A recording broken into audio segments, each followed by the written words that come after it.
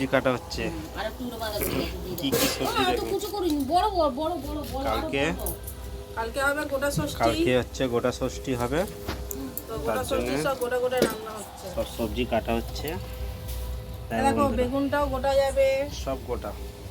Tomato গোটা যাবে। কার কার গোটা ষষ্ঠী এরকম নিয়ম আছে একটু বলবে। এইগুলো সব বিট গোটা যাবে, ঠিক আছে। আরও সব আছে গোটা, সিম যাবে গোটা, ঠিক আছে। এর নাম হচ্ছে গোটা ষষ্ঠী। 9টা গোটা গোটা যাবে। কালকে খাওয়া দাওয়া হবে। আজ ভিডিও হচ্ছে, আজ ভিডিও ছাড়া হয়নি। এই হচ্ছে পালং শাক কাটা হয়ে গেছে, একটা একটা করে দেখিয়ে দাও। আর আমার ক্যামেরাম্যানটা হচ্ছে আজ আমার হাজব্যান্ড, ঠিক আছে। জানি না কেমন ভিডিও উঠছে। আর এটা হবে আমার হাজব্যান্ডের জন্য। এটাও গোটা যাবে 9টা শব্দ। দেখো আমার মা একটা করে আমাকে বাড়ি যাচ্ছে। রান্না হবে গোটা ষষ্ঠী, রাতভর রান্না হবে। তোমাদের সবাই আমন্ত্রণ জানাচ্ছি, সবাই চলে আসবে।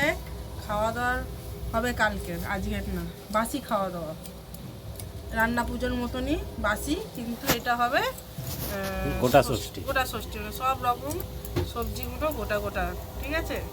তো টাটা। সরস্বতী পুজোর দিন গোটা ষষ্ঠীর মানে পরের দিনকারই হচ্ছে। তো সেই দিনকার একটু কিছু ফটো ভিডিও করলাম। এরকম লাগছে আমাদের মন্দির, আমাদের মানে পুজো মণ্ডপটা। এটা একটা ক্লাবের ভিতরেই পুজোটা হচ্ছে। বাচ্চারা মিলে সবাই মিলে পুজো করছে। বাচ্চাটা করে হাতে খড়ি দিচ্ছে। তো বামুন ঠাকুর তো সবাই ঘিরে বসে আছে। তো ভালো লাগছে বেশ। সত্যি সরস্বতী পুজোটা বাচ্চাদের দিন। আমাদেরও ছোটোবেলার কথা মনে পড়ে। আমরা এইভাবে আনন্দ করতাম, স্কুলে যেতাম পুষ্পাঞ্জলি দিতে। খুবই আনন্দ হয়। তো তোমাদের কেমন লাগলো অবশ্যই অবশ্যই জানাবে। তো এই বামুন ঠাকুরের পূজা চলছে। আমাদের হচ্ছে সরস্বতী পুজোর দিনে ষষ্ঠী ছিল, আবার আমরাও পুজোতে বসে গেছি মায়েরা মিলে। প্রত্যেকটা মারা পুজো দিতে বসে গেছে। আর দেখো এটা আমি আমার পুচকু আমার সন্তানকে নিয়ে বসে পড়েছি।